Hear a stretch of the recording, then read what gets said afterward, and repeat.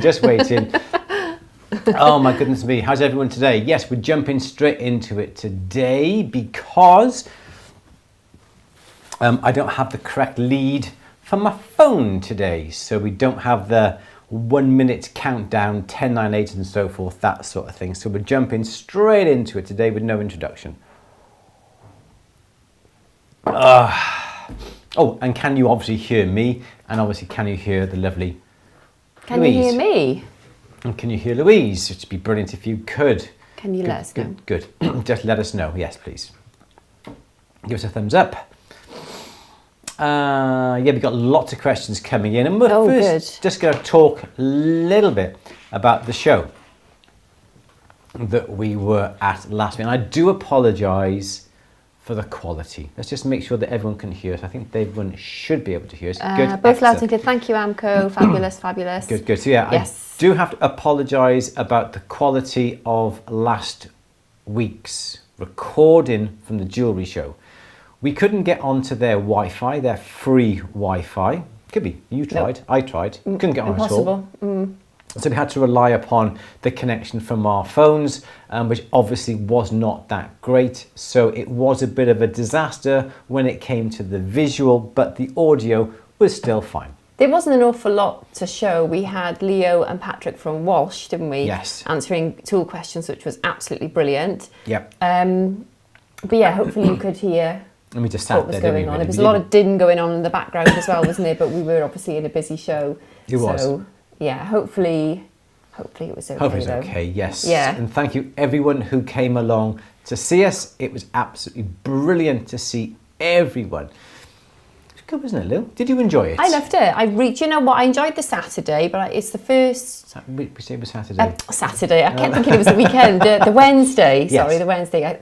But I was a bit nervous. Yes. I was a bit nervous. And it was only the Thursday that I really started to... I enjoyed it, but I really enjoyed Thursday because I'd got in, and I was just absolutely loving it. And then it was all over. Perhaps next year you'd be relaxed. I want to do it again. You'd be relaxed from day one next year. I think so, yeah. It was good. It was fabulous. It was good. Yeah, I'm suffering with my voice, and I think I've got a nasty cold, haven't I? Man flu, as they say. No, you've not been very well. I have been really suffering since we came back. I have done a COVID test. I don't have COVID. I just want to say that. Put that out there. So yeah, it doesn't go through the Wi-Fi. It's all right. It doesn't get transmitted down the wires. So thank you everyone who came along. I'm glad you all enjoyed the show. We had some really nice comments. Lots of people went away with At the Bench pens. A few lucky people went away with At the Bench sketchbook. So I did have plenty of stickers, but I didn't feel like giving the stickers out actually. I just gave the pens out instead. So I got loads of stickers to give away whenever that would be. It was fab meeting people.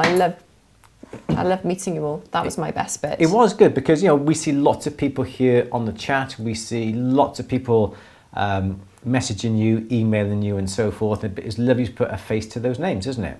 It was absolutely brilliant. And we managed to go live as well on Instagram. Yes.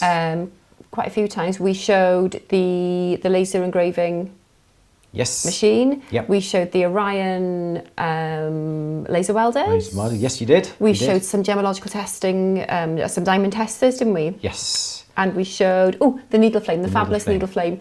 So yeah, I think you can still see them even if you're not on Instagram. If you go to, I'll try and find the link and I'll put it in the chat for you now. And all our live videos with the tool experts are on there. Yeah, and it was fab. That's what I loved about it. Was kind of like bringing the exhibition to you really as well as much as we could. Yes. So that was fab. It was good. What was your favourite thing you saw? We didn't get an awful lot of chance to look around the show, did we? No, we didn't really. We went and got a sandwich, but we came back via a particular stand to say hello to whoever it was, and we nipped out for coffee. We went to a stand to say hello because we knew there's people, but we didn't get a chance to go up and down and up we went to see and the down, Nudge. did we? Went to see the Nudge. Yeah. So yeah, we went to see a few people, but we didn't get to see the whole show, which was a bit of a disappointment. 2 days. It wasn't enough for us. We could have done with like another day where we could have just relaxed a bit and perhaps had a bit of time off the stand. You were supposed to go to the Lab Diamond talk during the show. Yeah. And bang on 11:15. Right, Lou, you've got to go. And with that, someone came over and you were busy then for the next Yeah, three but that quarters was of an hour. great. I was so happy But that was fun. to chat and meet people. And we helped people. Yeah. We gave them advice. We pointed them towards We did a quick various repair. products. We did a what? We did a quick repair. We did a quick repair, Yeah. yes. For Which fee. was fun. Yeah. But it was good. And but what was my best bit of the show? Which part? What, on the tool What was stand? the coolest thing you saw? I do love a laser welder. It's completely out of our depths for what we do here at the shop. And as you said, I did like the laser engraver as well. That was my favourite. And I know it's contentious, and I know hand engraving is it will never for take the me, place. no, I don't think it will, because hand engraving, we work with a really brilliant hand engraver, specialist hand engraver, because we just can't do everything, can we? No. So we send everything to him. He's amazing, and for me, there's nothing like it. Yes. Exactly. But I was impressed with this machine. Yes. Which is, there's a demonstration of it on the YouTube, isn't it? YouTube on Instagram. Yes. And I just thought it was phenomenal. It was so quick. It was so sharp. It was just very clever. It was the Freeform. It was by a company called Freeform. Freeform, yes. Yeah. Freeform fabrication. Freeform fabrication, and like I say, hand engraving is best. I will say that, and I know I'm being contentious, but it was just. It blew me away. But what you could do, as long as you've got a vector image, it'll do it. You could. Well, it was practically carved, wasn't it? Yeah, you can do lettering, you can do fingerprints. Yeah. You can do. It was like a really, really deep laser engraving, wasn't it? They were doing crest. They did the Nudge crest. It was just name pendants. Yeah. Just basically anything you can imagine. You can Whatever do on you this can machine, engrave. which And if you're and mass if it was manufacturing, cut through metal as well. Yeah, it was. So we love that. It was cool. I'm never going to have one because they're £10,000. 8,000, 9,000 plus the VAT as well. It does put it out, but there are other cheaper models available. I'm sure of that. Yeah, it was cool though. Yeah, and we made some good leads Wouldn't as fit well. in my handbag. No. Not many of those tools would fit in your handbag, really. But the gem testers were good. We looked at the gem testers. They were really as well. cool. Yeah. The Aria. I think somebody asked about gem testers. They did. Out of the ones on the Walsh stand, I really like the Gemometrics, which works on. It works with UV light, doesn't it? Yes. So basically, what I have looked with gem testers is, and indeed diamond testers, and ones which detect lab-grown diamonds. Yep. Basically, you can't skimp on them, can you? You can't, because even though the cheaper model, is it Arias? Ari or Ari. The Ari was good. It's only good to a certain It'll level. only take you so far, yeah. Because it costs that costs £1,000. Yeah. But to go up to the next level, you've got to spend like another £1,000 that will take you on the next level up, which is a bit more. Do your accurate. research, basically. Yeah, absolutely. Look into them, and they're going to change all the time because because it's such a new thing, isn't it? So yeah, so we liked that. I like that one, but it's like that with any diamond tester. They're not to really be relied upon 100%. Are they diamond testers? No, exactly. Because I think Rebecca bought one, and it was like worryingly cheap, and it'll just like everything's a diamond. Like put it on your head and tell you you're a diamond. Well, it's just Of course, yeah. Naturally, yes. But no, it was good. So what was your favourite? Your favourite was the engraver. Loved it. Yeah, I just good. thought it was cool. I did like the needle and I flame. did like the laser. The laser as well. Laser welder. I thought that was, even though I was a bit scared of it. That was because I said to Bryce, what happens if your fingers get in the way? And he was like, well, the same thing as if you put metal under it. And I was like, what?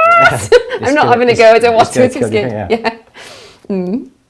Now, the needle flame was good, but I got to play around with the needle flame. I know Adrian sold quite a few of the needle flames as well. Yeah. And I know we had a few people come on the stand who brought some silver with them, and we melted like 20 odd grams using the needle flame within about a minute. Really, really good. So we liked that. We liked everything. It was just really good, and it was lovely. The Walsh team really welcomed us with open arms. Yeah, they were really good. They're just experts in what they do. Everything. And the aftercare, I'm really impressed with.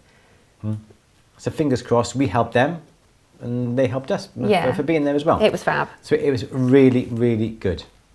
Cool. Do you want some questions? Anything else we want to say? There was something else, but I've forgotten, so I'll have to just remember. You have to wing it as we go. Yeah, okay. Okay, Monday, 25th of September. It'll soon be October.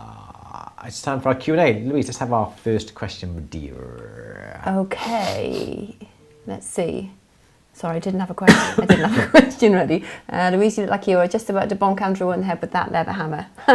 Is that our little the image photo? on the front, yeah.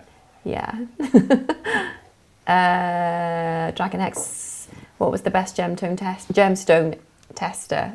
Yeah, out of the ones on the washstand, I would say the Gemometrics. Gemometrics was pretty good. It's more expensive, but the functionality is superior. And it gave you pretty much an accurate identification of the stones, didn't it? Because a lot of them you'd have to have it gives you, it could be either or, but you have to send it then for further testing. Yes. But that was pretty. So how accurate was that? Say you had the results. Could you be pretty certain that relying upon those results and going no further? I know with the ARI or the ARI, the Presidium, when it tells you it's lab grown, it'll say CVD, which is a manufacturing technique for lab grown diamonds, HPHT, which again is a manufacturing technique, or type 2A. Yes. And 2% of natural diamonds are type 2A. So if that particular lab grown diamond tester tells you that you've got basically either lab grown or type 2A, there's a small chance it could still be a natural diamond. So that's not the end of the story. You've got to send it off for further testing. So whatever you go for, you really have to understand the limitations of what you've got. But the Gemometrics was a bit more accurate than that. I'll find out some more about it. I'll do some more research. But yeah, it works on. Well, the ARI works on fluorescence, but you do need to know. You need to know what it can do, but most importantly, you need to know what it's not doing for you as well. Yeah. That's really important. Yeah. And obviously, the more you pay, the more accurate. In general, but if Okay. But good. Yeah, just find out what it can't do. What its limitations is vital. Yeah. Absolutely. Okay. So, yes. Okay. Good. Amco, what are my options for creating a name on a piece? I know there are 1.5mm stamps. Engraving with a Dremel sounds too difficult to do small. I'm not sure how much detail I can etch. To put in a name, the best thing really is stamps. I would say to stamp a name. There's quite a few people out there now that will be able to custom make a stamp. 1.5, see, I just saw like 1.5mm stamps. You can buy individual A, B, C letter stamps, but I think that's going to be far too difficult. But approach somebody, there's plenty on the Facebook groups that will make custom stamps. You send them the artwork and they will make a stamp for you. Personally, I would go down that line. It's going to be far better for you, and you can stamp your own pieces as you go. So definitely make a stamp. It's not that expensive. I think we had a dragon stamp made that was about 35–40 pounds. But you can just find these people upon the Facebook groups, and you should be able to get a stamp made fairly reasonably in your country. Stamping would be the way. I think etching is going to take far too long. Individual stamping is not going to look right. Plus, if you have a stamp made, you can have it in a particular font as well. So you can have a nice scrolly font or whatever font you wanted to, and you could use that upon your pieces. Obviously, there are limitations to what you can do with a stamp. If you want to stamp the inside of a ring shank, you'd have to stamp it when it's in a flat piece, first of all, and then make it up. So there are limitations.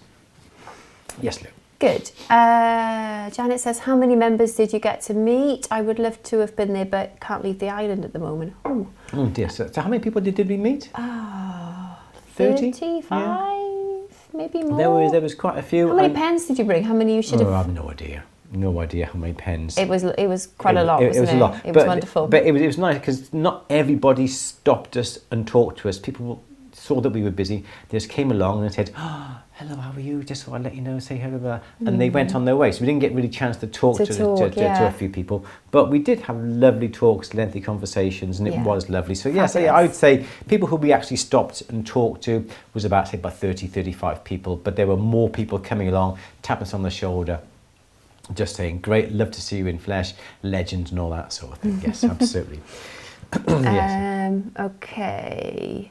Oh, Amco, I just want to stamp the name of the person who it's made for, so it's just for a one-time use. All right, so I'd say letter stamps is going to be the best option to go for that. Or You can etch it. You can etch it in reverse, so the letters are going to be clear, but the background is going to be black. That would act as your resist.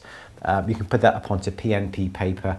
I'm sure there's other ways that you can do that, but if you have it in reverse, so only the letters are etched away, that would be a good way of doing it. And you can etch it with you can use you can use a salt solution to etch on copper, or if you're doing it upon silver, you can use, I can't remember what it's called now, but look up on Google, find out. I bought some powder off eBay. You mix with water, you can etch your silver with it, and it is dangerous because it's obviously acid, but just take good care with it. Sorry about any noise you can hear outside. There are people working on scaffolding on the building next door, and they've been shouting, singing, mucking about with an angle grinder. Well, I'm sure they know what they're doing. Mucking about with an angle grinder, throwing it in the air. They've been singing Tom Jones, swearing, and I've just been sat like a miserable woman in my office going, "Shut up!" Exactly. Yeah. So yeah, apologies for that. Sorry if you can hear them. Okay, Penny loved the needle flame. Are we going to do a film on the needle flame? Yes, we got a needle flame. We have the blue one. Yeah, you wanted the pink one? I left it up to Adrian, and I wouldn't be offended if I had a pink one, but he sent me a blue one. So yeah, we do have a needle flame here. We're going to go through setting it up. We're going to go through how it works and show you what it can do. It won't be for a few weeks though. Oh, there we go. Excellent. iNitro. Yeah. So we've got one. We've got to set it up. We've got to play with it. We're going to do some films with it. They'll most probably go on YouTube for that. We normally try and give like product reviews upon YouTube to give a chance for everyone to see it. So yes, that will be coming soon. Much better than an aqua flame. Lots of reasons. We'll go through that when we do our films. Cool. Excellent. Okay, Carrie is saying, is there a formula for working out lengths of metal for torque bangles and round bangles which I've never made before? We have made torque bangle blanks for a guy in London, a designer guy. Can't remember his name at the moment. Raoul Patel, his name is.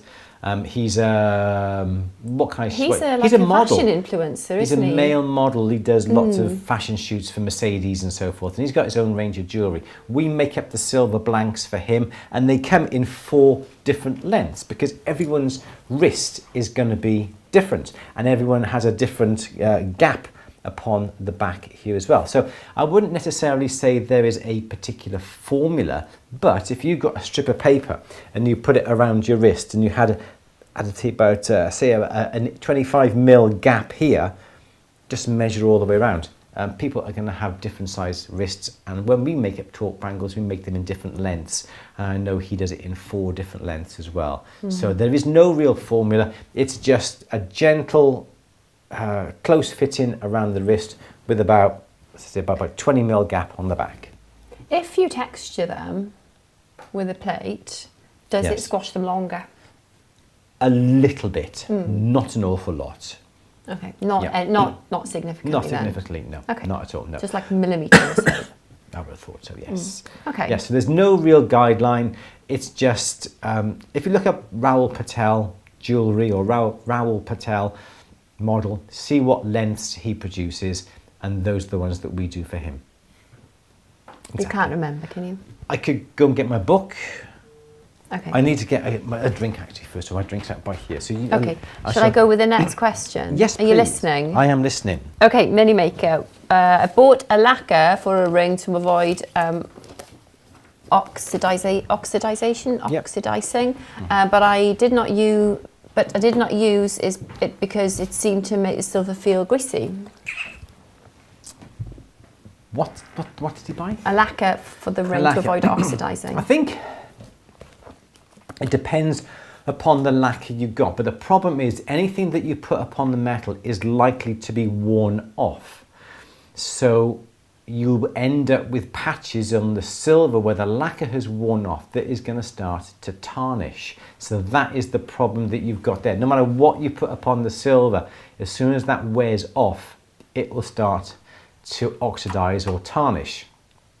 So I personally would just polish the silver, because as you wear the silver, it just ages, doesn't it? It ages nicely and has a nice bit of a patina about it. And providing it's worn all the time, it's going to be, so the surface is going to be brushed, and it's going to take any tarnish off it. So personally, I wouldn't bother with a coating. You can buy a dip that protects. We got a dip downstairs that in theory will protect the silver, for instance in a display cabinet, but as soon as you start to wear it, the rubbing action is going to wear that away, and you're back down to the silver, and it's going to oxidize again. Some people use things like Renaissance wax, but again, as soon as that wears off, you're back to the silver, and it's going to tarnish again, or it's going to oxidize again. So personally, I wouldn't worry excuse me, too much about that. I've got my book. Hopefully I've got it in here, the lengths of the bangles for a round. Cool. Has anybody done any studying into, because we know certain things that we put or hang our jewellery on, there's certain stands and certain busts. There's even certain little tags that you tie onto rings that makes them tarnish like that. Oh yeah, they do, don't they? And we don't know what it is. Sometimes it's glue, sometimes it's paper, sometimes it's even something that's on string, isn't it? I think. Yeah, we had some tags, didn't we? Yeah. Some simple string with the little rectangular tags that just tarnished, even it affected the gold as well we had. It was dreadful, wasn't it? Yeah, really terrible. So we stopped doing that now. And that was literally just stringing a bit of paper. And it was definitely that, because everything I tied that tag onto. Yeah. I should ask my dad, actually, he might know. You should actually. Let me just get my other one, kind of know it. Yeah, I do have those lengths. Okay. So yes, so when it comes to tarnishing, yeah, it's going to tarnish no matter what, I'm afraid. And also we've got some packaging as well that which I need to throw out that accelerates it's to do with the formaldehyde of the glue. Because people keep the jewellery in the supplied box. Usually the boxes aren't too bad, are they? I think it's the navy ones that we had. Is it? Okay. Oh, right. And I'm recommending, well, I'm not giving the boxes out anymore. I'm recommending the people who have had them in the past who come back and say this is tarnished, obviously clean it free of charge and say don't keep it in that box. And they go, but that's the box you gave me. And I go, no, I'm so sorry. I know, sorry about that. No, and they weren't cheap boxes either, were they? That's the annoying thing. No. They specifically for... It's to do with the glue that is used. Yeah. Here we go. So, going back to the torque bangles, we make them in 4 different lengths: 150 mil, 165 millimeters, 178 millimeters, and 190 millimeters. So that equates to 6 inch, 6.5, 7, and 7.5. So there is no firm formula, but those are the lengths that we make for this gentleman, Raoul Patel. Yes, then Lou. Let's have another one. What happened to my drink then? Did I have my drink? Phyllis says, I make lots of open-ended torques and solid bangles. To make an open-ended torque, you need a length of 18.5 centimetres. To make a solid bangle, anything between 22 and 24 is best. Cool. Yes. Shai, hello Shai. I brush finished a surface, then I soldered some cut-out letters on the top of the finished surface. How can I refinish the brushed finish between the letters I added? As in brushed finish? Mm-hmm. It's something, I don't know the process that you have done. How did you get the brush to solder, or even to solder the pieces on. All right. But, to say you've got a length of metal here, okay, this is a cross section through, and you're soldering on embellishments, which is what we're going to be doing next Monday for our next workshop, and I got some rings I'm working on there. So if you are soldering on these embellishments onto the surface, and you've matte finished all this here, with these little embellishments, if you flood solder, onto the one surface, and then you put that onto here, and then you heat up, you heat this up here, the solder will just flow underneath and it won't affect the rest of the metal here. So brush finish, then sweat solder the letters. So if you brush finish the whole piece and you sweat solder by putting the solder onto the embellishment or onto the letters, and then put the letters on top of the bangle, then heated up the bangle, the solder will just stay here and it won't flow anywhere else. But if you want to try and, say you then quench it, you may find these areas between the letters need a little bit of cleaning up. Not necessarily cleaning up of solder, but perhaps getting the brushed finish back. Even though the brush finish is still there. It is now been quenched, so you've got a fine silver layer on top. What you can do is get a glass fibre brush, which is like a propelling pencil with glass fibre tips in it, and you can use that just to scrape away on the inside. We sell them in the store, glass fibre brushes. And you can use the brush that is sort of slightly tapered like that, and there's like glass fibre sticking out the end there, and you can use that just to rub up and down in the direction of your brushed finish to remove that fine silver that has been put onto it because you've quenched it, and it should bring the surface back up. And if you do that over the whole brushed surface, you should get quite a nice even area. If, for instance, you had a letter A and you soldered that on there, yet it's going to be very, very hard to get inside that little area to give that, because you've got your brush finish all around here. You're going to find it very hard to get in between this little area here. So what you may have to do is perhaps get something like a steel pencil. I don't know with it over there now. A steel on a shaft, and these are steel bristles sticking out like that, and you may be able to use that in here. But this little glass fibre brush works wonders. Don't use it neat. Put a bit of water on it so the water takes away the glass fibre bristles, but you should be able to scrape it up and down, or even just put it in here and just move it up and down just to get that little texture back. Oh, yes, I do have a letter A and an R. There we go. So yeah, so that would be the reason. Get a glass fibre brush then, A glass fibre brush can be the best thing. Yeah, absolutely. Yes, Lou. Good. Claire says many papers contain acid and acid-free is needed for art preservation, etc. It is, yes. But you would have thought that if it's something for jewellery, that what they're going to use to make jewellery stands or jewellery boxes would not affect. I think I need to feed it back to the company, because I'm just realising, because I just thought if people just need to tell them that it's happening, but then I didn't do that. No. I've just stopped buying them, and I'd be better off really saying they tarnish the jewellery. Yes. Rather than, yeah. Okay, I'll do that tomorrow. Helen says the restaurant/bakery where my jewellery is uses a lot of eggs and things tarnish very quickly. Well, yeah, you can oxidise jewellery, silver, can't you, with eggs? Yes. Put it in a bag with boiled eggs. All done. You live. But yes, smelly, it's the sulphur in the air. Exactly. So yes, that's what's turning things tarnished downstairs in the workshop. You know, all the egg salads that Sharon has, stinky eggs that stink up the shop, making everything. You never know. Making everything go tarnished.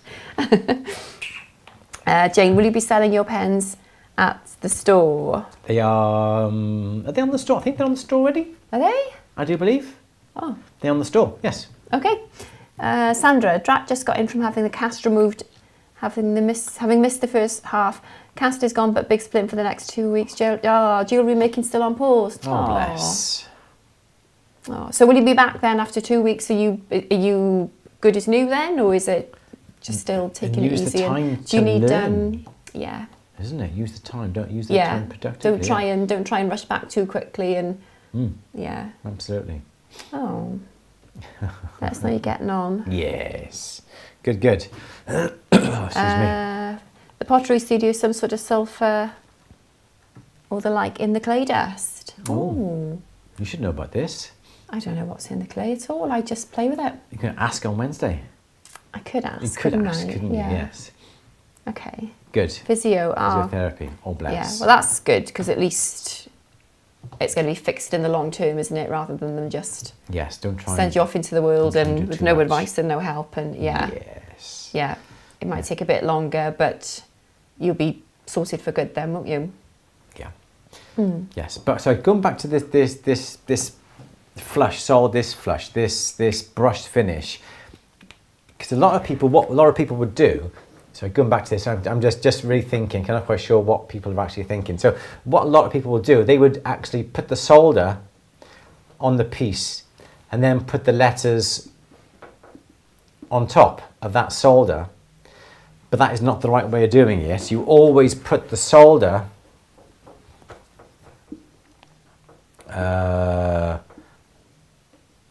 say I'm doing letter L, yeah? So you'd always put That's upside. No, it's a V. Okay. So you'd always sweat solder onto your piece, yeah, onto your letter, and then turn that over. So when you come then to put that upon your, yeah, when you put it upon here, the solder isn't going to flow out at all. The solder, as is contained on the letter, will stay underneath the letter like that. So don't try and put your solder on the main piece of metal like that, because the solder will flow everywhere. Limit the amount of solder where it flows by just putting it upon that piece there. Just thought I'd say that. Yes, Lou? I haven't got any more questions for a minute. Oh, it's okay. No worries. No worries. So you didn't get to do your lab diamond on Friday either, did you? No, that's still in the pipeline. Yes, so that's going to be next year now, unfortunately. I think so, yeah, realistically, because now it's just too busy. Full steam ahead into Christmas, isn't it? It and really then we have a workshop now on Monday. We're going to be getting out the emails tomorrow. It's all about embellishments. So of having a basic plain ring or basic plain pendant and adding things onto it to increase its visual appearance and also its value as well. And very, very quickly, I've got some things here very quickly to show you. A plain hammered ring, but we've got small little embellishments. We've got some small little gold flowers with little white silver centers to it. Things like that will just lift a plain band into something a bit more different. That ring. Like that one, do you? We've got this one here. Again, very simple ball, beaded wire. Again, a simple little gold disc up onto that. And you can go to all these different types of things here. A bit of scrap silver melted down. Stamp initials onto the top. Very simple like that. Again, plain rings. Just all these different types of embellishments soldered on. Plain heart, solder balls on it. Again, just another simple plain band, again, with all little embellishments soldered onto it. Are we going to be talking about adding embellishments to textured surfaces? Or is it just the sweat solder technique for pretty much all? Pretty much sweat solder technique for everything, yeah. Don't give too much away now because nobody will watch the video. But even things like this, they're completely organic shapes, simple little balls. We're going to be using some shot dies as well. We're going to be using shot dies and all sorts of things as well. I'm excited about this. We don't sell shot dies, so you're going to have to buy them from someone else, I'm afraid. Jacqueline says, have you designed your Christmas window yet? Well, I have been thinking about it a lot, actually, because your dad's been helping me, isn't he? Yes, when he was in hospital, listen. Yeah, and he was bored, so I gave him something to think about. And he's come up with an idea, and I'm developing that idea, yeah. Yes, so my dad's home at the moment. My dad's come home, he's got some carers coming in, hasn't he, 4 times a day to look after him. Bless him. He's doing really well. He's 100 now next month. No, he's 101 next month. Sorry, yes, he's 101 next month. He's actually improving. His mobility is better than it was when he came out of hospital. And do you know what's funny? Is it's not funny, it's just, he's amazing, isn't he? Because he walks with a Zimmer frame, but he makes a point of walking out to the corridor, walking back to his chair, walking out to the kitchen, and he said, that's my exercise. And he sits there in his chair, and he did this the other day, didn't he? He went, and I do this. He was. And then he was going. And I hold them up and hold them. And then I do this. I was like, I can't even do that.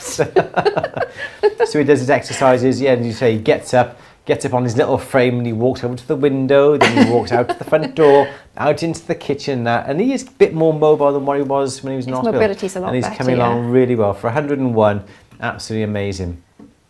And we've given him like books, audio books for stories from the Second World War. A Bridge Too Far, The Longest Day. We bought him this amazing, I can't remember what it's called, but it's basically an MP3 player.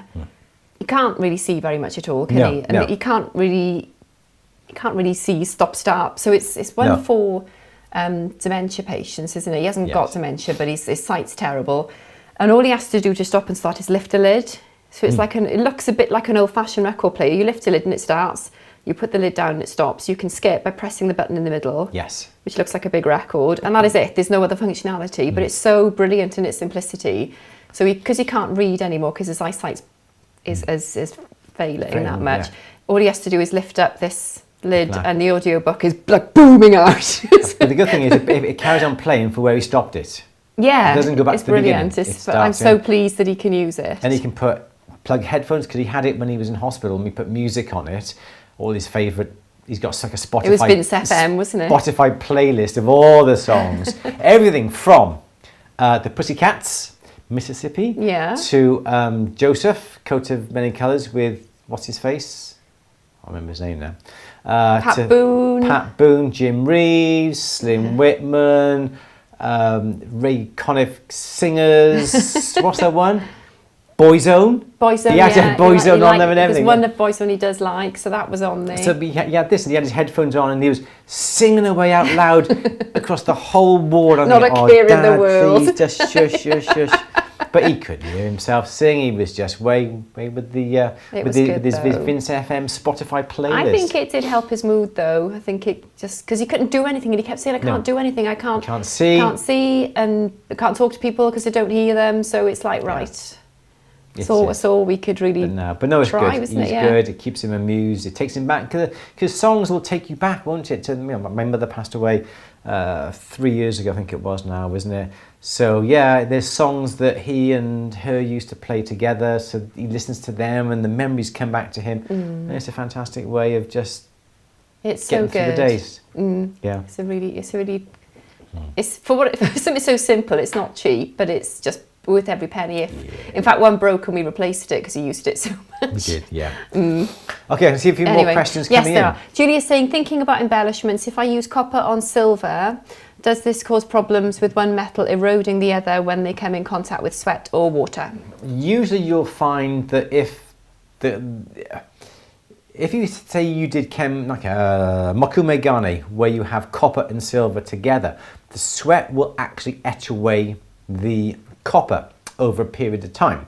But I would have thought that if it's just an embellishment on the outside of a ring and not necessarily touching the finger, you should be fine with it. You should have no problems at all. It's just the fact that when the silver, the makume gane, you have a layer upon copper, silver, copper, silver, copper, silver in a basic way, and you twist it, you hammer it to get all the different layers coming through. That is when you will get the erosion, the etching of a copper. But Jason Donovan, thank you, that's it, Julia, well done. Jason Donovan likes that one. I close my eyes. Yes, no, that sort of thing. So anything like that is touching the skin, the copper is going to slowly erode and etch away over the years. But if it's an embellishment, if it's on top of a ring, you should have no problems at all. Yes, Lou. Good. Sandra, yes, sorry, Hannah, missed your question. I want to grind/polish some old hammer faces to carve textures into them. What tools are best to do this on such hard steel? I wouldn't have thought, usually the faces of the hammers are not usually hardened, because if the metal has been hardened too much and you hit something with it, it will shatter. So they're not really hardened because the hammer faces will always mark. So what I would do is perhaps get buff stick that is perhaps really coarse, like 180 grit, something like that, and go over the face with it. If you've got a dual tool, not a problem. You use the whatever grits that come with the dual tool, Louise will be able to tell you, and you could grind the face finer and finer and finer with the dual tool. Or if you have your buff sticks, you can use an old file to file the surface and then get your buff stick. Don't necessarily use the same buff stick then for doing your gold and your silver. Keep the buff sticks to one side, or just get some sheets of emery paper and keep them to one side, and you can sort of get the face of the hammer and go round and round. Use perhaps 180, then come down to perhaps to 320, then come down to 600, something like that, and then you can start then to put your marks upon it, whichever way you want to do it. You can also then polish the face as well. So if you do it that way, you should be fine. But I don't think they are actually tempered or hardened, because it can be quite dangerous. Yes, Lou. Okay. Elizabeth says, I was just gifted a massive amount of costume jewellery making settings, non-gemstones, glass beads / pearls and findings. I plan to sell most via either eBay or Facebook Marketplace as like lots. Any advice? I think eBay... On how to price this type of jewellery stock. It's all base metal settings, etc. It's going to be very hard to be able to just tell you how to work it out. Are you in the UK, Elizabeth? Because I'm in a group called Buy and Sell Costume Jewellery UK. Okay. Or was it? On Facebook, yeah. I think so. Let me see. Okay. Because you could do a little bit of research on there and see what people are...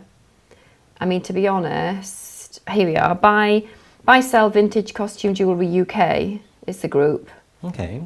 I don't usually see people selling findings on there, to be honest. But then if people are restoring costume jewellery, if that's a thing, then they might be interested. Yeah. I wouldn't necessarily do Facebook Marketplace. No? I think to do eBay or Facebook groups like that costume. Because you're going to want to sell them in big lots, aren't you? Otherwise it's a waste of your time.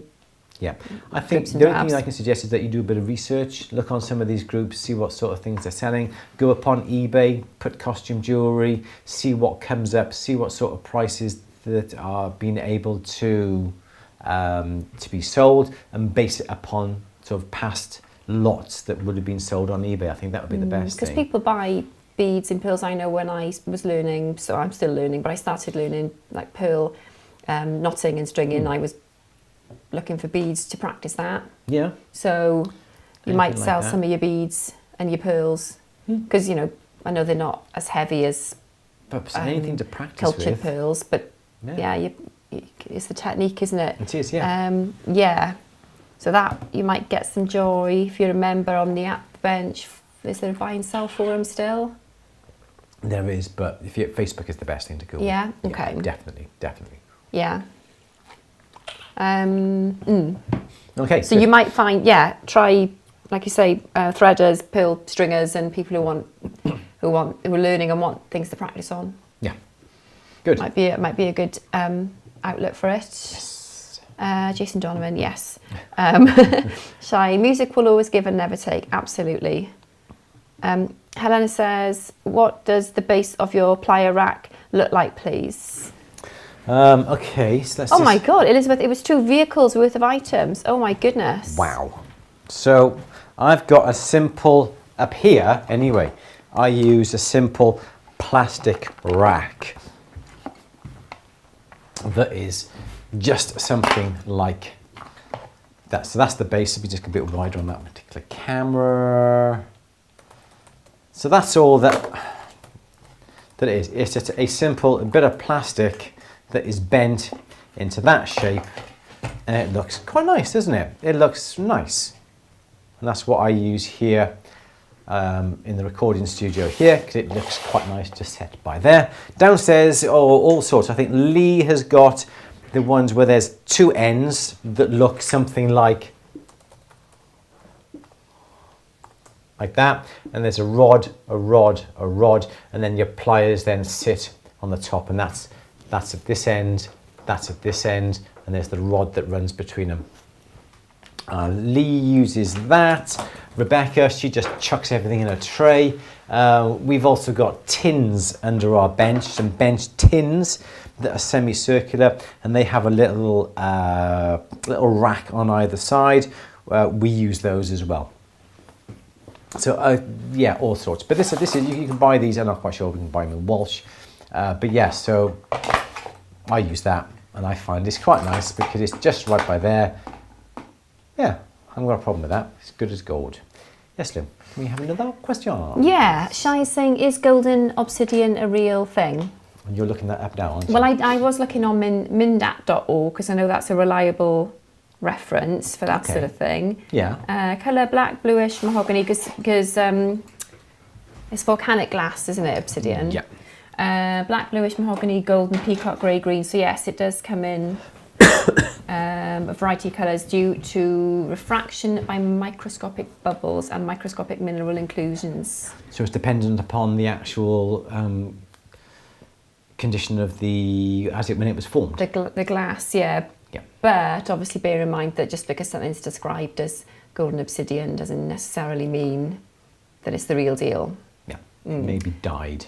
Maybe lots of other things too. Yeah. But it looks like it is a thing. Cool. I've only ever seen black or snowflake obsidian actually as well. So yeah. Okay, good. Okay. Excellent. Sandra, I just bought a small amount of 14 karat gold at auction. Ugly earrings. I intend to melt them down for tiny balls / embellishments. Should I buy some gold solder? We were talking to somebody on last week who's bought scrap at auction, but some of it was quite nice, wasn't it? Anyway, that's another story. Yeah.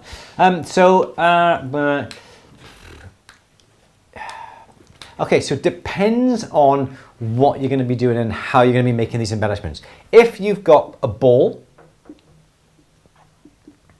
so there's my ball, highly reflective, nice and polished, and you're putting it upon a band, a ring band, okay, something like that, and you're going to solder that on top of there.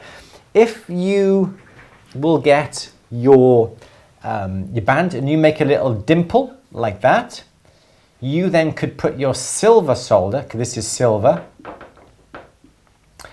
and this is gold. Okay, so if you put your silver in that little dimple, you heat up so the silver melts into that dimple, okay? Then you flux your ball, you put your ball into the dimple, warm up this, the solder then will only flow where you've got this here and where that is going to be in contact with the ball. So you put your ball in place like that, heat up this area here, so this is your flame, this is your torch, heat up this, the solder will only flow across here, okay? Silver solder. The solder will not flow up the ball because, like you all know, and I become very passionate about this, solder loves to stay between two surfaces. Solder's like a hug, wasn't it? Remember we were saying? Yeah. So solder will not move around, okay? So that would be the best way to do it, and you only need silver solder. But if you decide to do it slightly differently and you've got a gold ball, you could put some gold solder on the bottom of your ball. Then you can put that ball into the divot. But the problem about doing this is that if you put silver solder on a gold ball, it's likely that the silver solder is going to flow and cover your ball, which means you've got to get that silver solder off to find the colour of the ball underneath. And then when you solder that into place here, it's going to solder, but you've got your ball covered in silver solder. So in that case, I would use gold. But why do it that way when you can put silver solder and then you don't have to buy your gold solder? So little dimple, little divot, or if you are putting like a plate upon a bigger plate, like that.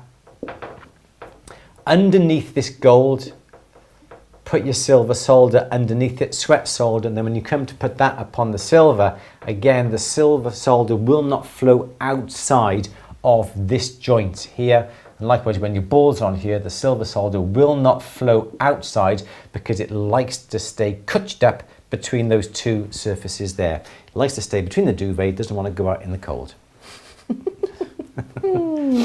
Okay, there we go. So that's what I would do. So yes, so don't buy gold solder. There will be no need if you do it that way. Correct. Yes, Louise. Okay. Purge Media. Andrew, why don't you teach stone setting for CAD designs in the course? Say that again. Why don't I teach? Stone setting for CAD designs in the course. We got 3 design. We don't have matrix. We don't have anything other. We don't have rhino. I just feel that it really is just that little bit too specialized to be applicable to a lot of our members. There's only going to be a few members who may have CAD. Plus, I am not an expert at that. I'm still dabbling with the techniques of CAD, and I would only be good at 3 design that we've got. But as you know, there's things like Rhino, there's things like ZBrush, and there's things like Matrix as well, which I have no experience on at all. So I feel I would not be the sort of guy who would be suitable to teach that sort of thing. But we can refer to absolutely Sierra, can't we? We can. Again, that's only purely well, that's what we use, 3D design. But Jack Mayer, M-E-H-E-R, Mayer, is that Mayer? Jack Mayer. He has just produced a book with Crowwood Press about advanced Rhino I know. Matrix, Advanced Matrix CAD. And if you want to know about CAD design, get in contact with Jack. He does it on Zoom. He does things via Matrix and 3 Design. He also teaches in person as well. So Jack Mayer is the guy you want to get in contact with. It really is a huge subject on its own, isn't it? And it's something that it's one of your skills that you're currently developing. So very, very slowly, and we've used the CAD to make up designs. Yeah, but look at the time you've got available to do it. We've got no time to do it, and I feel that I would only be very limited knowledge about what we can do. You could only go so far, couldn't you, with it? But you're still developing that side of your skills. We're still learning. Yes, exactly. Doing exceptionally well, darling. Thank you, darling. Shai says, the bigger the balls, the flatter your bottom. Indeed. Shai says, I finally got rid of my adjustable saw and got a green lion. Hey! We will rid the world of adjustable saws. Yes. How do you find it? How do you find it? Do you find the fixed frame better? The green lion isn't light. It's quite a weight to it, but it's a nice feel. Rebecca uses our green lion saw downstairs and she loves it. Absolutely loves it. Lee still is on the adjustables. Can't get him off the adjustables, but I'm still on my whatever works though, isn't it? My 35-year-old fixed frame. Absolutely. Phil says, just looked on the HS Walsh site for your stand and pliers and it's not there. Any advice? No idea then. If you drop Walsh a line, they're very, very helpful. Yeah, may have something there. You have to have a look. Yeah, I'm not quite sure. See if it's not in stock, they might be able to advise you when it may be available. Yeah. Purge Media saying, I was asking why you don't teach setting stones for CAD designs with pre-made prongs. So CADed pieces and yeah. Yeah, okay. We... I don't know what that means. We have made settings. We've made wire settings, bezel settings.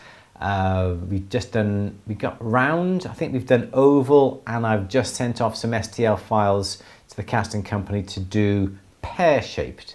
Or were they oval? They're oval. With prongs long enough. So personally, I would not necessarily pre-notch prongs upon CAD because you won't necessarily get the right size stones all the time. You may get, say for argument's sake, an oval sapphire and you may get an oval tanzanite. But the sapphire could be so deep that your pre-notched prongs are not going to suit a tanzanite if you make them for a sapphire and the sapphire is really deep, and vice versa. So I wouldn't not necessarily pre-notch prongs because they're never going to suit all different types of stones. Yes, Lynn? We did this in a workshop, didn't we?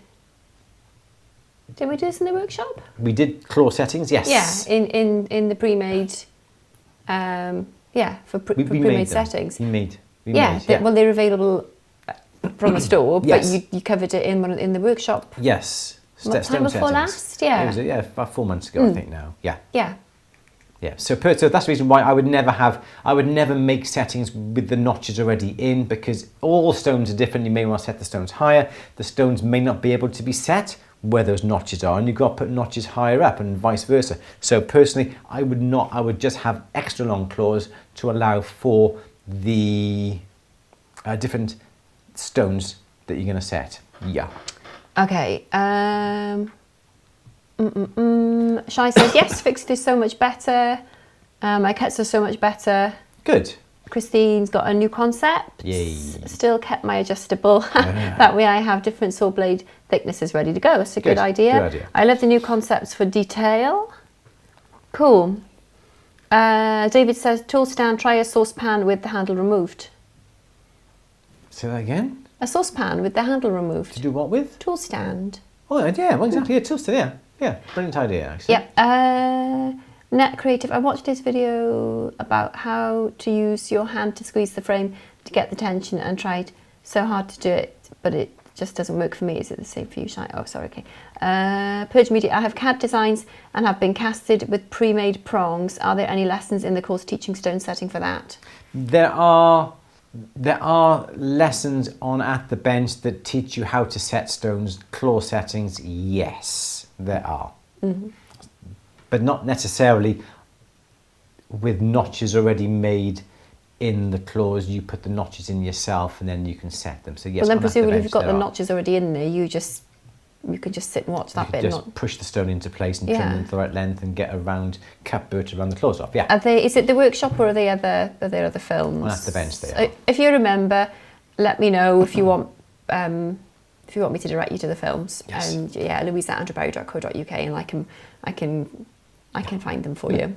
Absolutely. Okay, Beth is saying, I had a friend who used the large coffee can to hold his tools and prop them on the edge while using them. Good idea. Then when finished, just drop them into the can. Yeah, very good idea.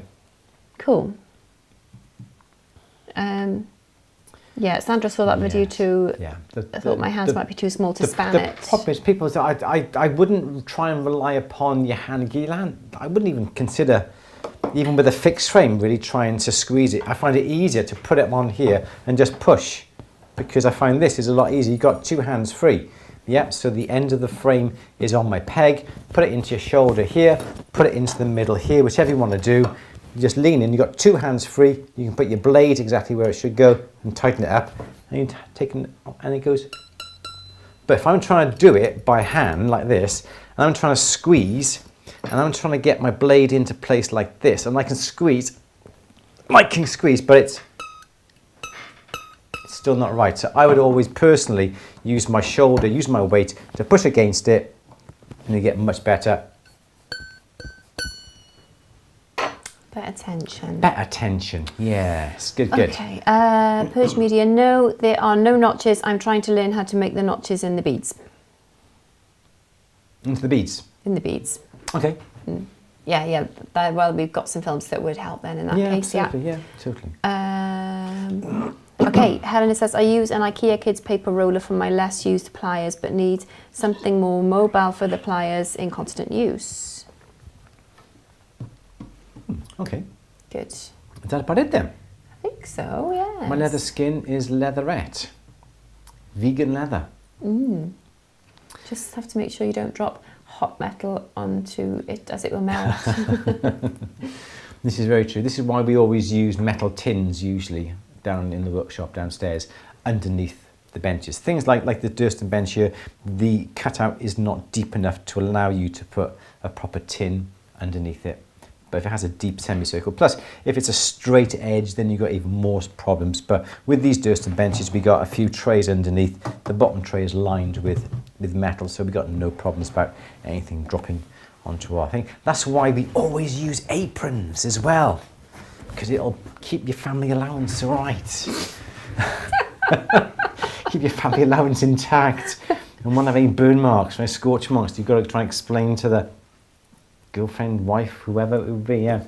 Should we end it there, 5 o'clock? So, Christine likes my pen, thank you. It is a cool pen. I don't know where that came from. I don't know. It is a cool pen, isn't it? Absolutely. All right, so all these things we've been talking about, all things like the glass fibre brushes are available on the store, atthebench.store. What else are we talking about? Pens, if you want to buy an At The Bench pen, they're on the store. And so forth. Yeah, so yes, Louise. Purge Media, trying to find a lesson teaching the notches. Which lesson is that under? We'll have to come back to you on that. Can you drop me a line, louise at andrewberry.co.uk, and just remind me what you're looking for, and I will promise I will come back to you with a link to something that will be able to help. Yes, good. So again, give this little film a thumbs up if you like it. Don't forget, we're sending out the emails for our embellishments workshop tomorrow for this coming Monday 2 p.m. So there's no Q&A next Monday. It is going to be our embellishments. It's going to be quite an interesting one, just to jazz up your pieces, just to make them a bit more saleable, a bit more attractive, and charge a bit more money for it as well. It's really good now this time. People are thinking about Christmas markets, craft fairs, that sort of thing, just to basically time and cost-effective ways to make something simple more elegant, more saleable, yeah, more attractive. And by adding a bit of gold onto it, you can also increase the price a little bit more as well, for very little work as well. Yeah, that's the idea anyway, isn't it? Yes, that is what we're thinking of. Yeah. So that's going to be a 3-hour workshop this coming Monday. So I can't wait to see what you come up with, Andrew. I don't know yet. I don't know yet. You best have a think, then, but you? yeah, When we've you got a all our week. rings here and all different things there that we're going to play around with. We're going to do something very similar to what we got there. You know, turn in plain boring signet rings into something a little bit special. Yeah, we're going to have a good play around with things like that to make it a bit more specialised. Can you stamp? You know, you've got the stamp and you've got the initial. Can you stamp things? Do you have to stamp them before you solder it on, or can you make it up and then to the stamp workshop, it? Louise, and you're going to be able to find out. Well, I need to know now. Why do you need to know now? I don't know, because if you could just take a load of blanks, couldn't you? And then people could just choose what they want, and you can just stamp it there and then. Or is that a silly idea? I'm not going to say anything because we're going to start going into the workshop. I don't want to start going into that. You're going to have to watch the workshop, and don't forget, it's paid. Members get to watch it for free. If you're not a paid member of At the Bench, it is £15. Well, just join for a month, and it's 20. Join for £20 for a month, and you get to watch all the workshops. Exactly. Good. And don't forget, I think... Or just join for a year. Or just join for a year, yeah, exactly. And thank you to everybody who's joined over the past couple of weeks at our special introductory price? No, it can't be introductory because we're coming to the end of the old system, aren't we? Yes, so next week we should be transferring over onto our new membership platform. Please be patient with us because I'm sure I would love things to go right from the start and it'll all be perfect, but I'm sure there's going to be lots of little niggles that we need ironing out. We'll be on hand to do it, We've though. done our very, very best to get it all sorted beforehand, but that'll be next week sometime. We'll give you plenty of notice. Yes, please. I was going to say, in the meantime, I think the half price, I think he's forgotten about the half price. I don't know, can you hear me? I think he's forgotten about the half price. So at the moment, At the Bench is still £99 instead of £180. If you want to join. Going to be the last. Yes, I think I've extended it until the end of tonight. Oh, have you? Okay, I thought you'd forgotten about it. I've extended it until the end of tonight because somebody was having problems this morning, and I thought it's only going to be fair. So if you want the half price membership to At the Bench, there's no way you're going to be able to get it, but you're going to have to ask Louise at andrewberry.co.uk for a special link that enables you to get it for £99. We have sent it out in our newsletter to all the Freeview members. Oh, okay, right. Yes. So, if you want half price membership to At the Bench at not quite half price, at £99, it will be less than half price when the system goes live next week, and we will never ever be having it for £99 ever again. Not ever. So this is going to be the last chance that you've got. So don't forget, if you does it renew? Sorry to interrupt you. Does it renew at £99 thereafter as well? If you have it at £99, yes. Now. When the system goes live next week, it's £200 with a renewal of £150. Okay. So this is the best. Big saving. It is a You're big going to save saving. year on year on year on year as well, Absolutely. not just now. Yes, so if Okay. you're not an At the Bench member and you want to become an At the Bench member, get in quick. Email Louise at andrewberry.co.uk and Louise will send you a code that will enable you to get your half price membership. But you have to email me before I could midnight actually then. say it now, couldn't I? Well, that would save me a lot of work actually, Andrew, so I would appreciate that. Okay, so I'll forget all that. Goodness for that. So, this is your I last... was thinking, why are you doing Why am I giving Louise all this work? Because she decided to mention it. So, okay. So... Is that my punishment? Yeah. So if you're watching this today now, you've got until... Oh, I'm in do you know trouble what? later. I will give you until midnight the 26th. So that is tomorrow, okay? If I give you one more day. If you watch this on replay, you want to join At the Bench for £99, okay? Normally, it's £180, okay? So we're going to slash that. You can have it for £99. You've got until midnight tomorrow night. So midnight on the 26th. You want to go to atthebench.com/subscribe, okay? Or join. Go on to the new yearly.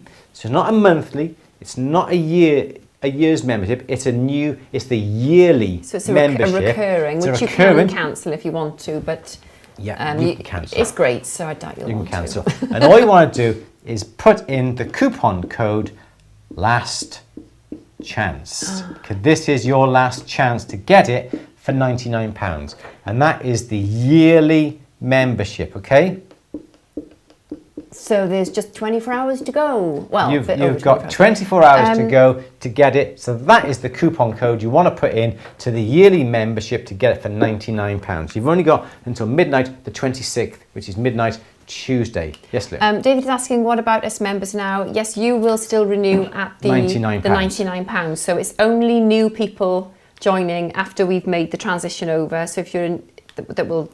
Yes. Yeah, that will go on to the new If you the join new at 200, the renewal is 150. If you joined at your 180 or your £99, the renewals will always be £99. So yeah, if you pay £99, that's what you'll always pay. It will stay the same. Exactly. Yeah. Super. So thank you everybody who's joined, actually. It's been absolutely amazing.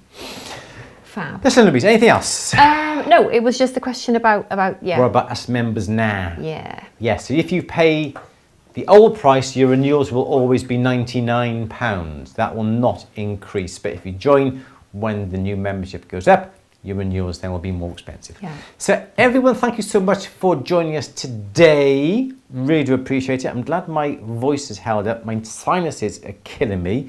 I've had my Sudafed. Well done. Thank you very much. And I've been having a little bit of a drink to help me go along as well. So thank you everybody who came to see us at the show last week. Next year, it's going to be in Olympia. It is. 1st and 2nd of September. And we hope to be on the Walsh's stand again. Well, we hope so. We hope. We certainly be there anyway. We did a jolly good job this year, I'd like to say. Thank you, David. You're very welcome. I think we did a very good job, and I'd like to think that they'll invite us back. Well, fingers crossed, but you can't assume, can you? I can't assume. But if they don't invite us back, we're going to be there anyway. Yeah, we'll be there. In one way, shape or form. Yeah. Fab. Okay. Good. David, yes. Yes. I mean, £200 compared to some membership prices is still an absolute steal, isn't it? It's still less than half price of others out there who teach you a lot less. Well, considering we've got over 1,700 instructional films, projects, workshops, yeah, and you the get an workshops awful alone lot are £15 a month. For less, don't you? Yes, and that's £180 those workshops are worth over a space of a year. Yeah. Bargain. Fabulous. Good. Everyone, thank you for joining us today. Really Which do you're not going to pay it. £200 because we love you so much. Exactly. Yeah. So don't forget, if you want to be a member of At The Bench, go to atthebench.com/subscribe or just follow the link from the main page. In the yearly membership, put in the code LASTCHANCE and you get your membership for £99 instead of £180.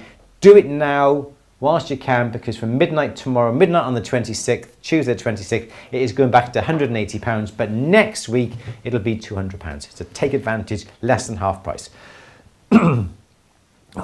Everyone, good. Enjoy the rest of your week. It's a workshop on Monday. Embellishments will be see you for the next Q&A the week after that. So Louise, say goodbye, and is there anything else you want to say? I don't think there is. No, goodbye. Everyone, take care. We'll see you very soon. Bye-bye for now.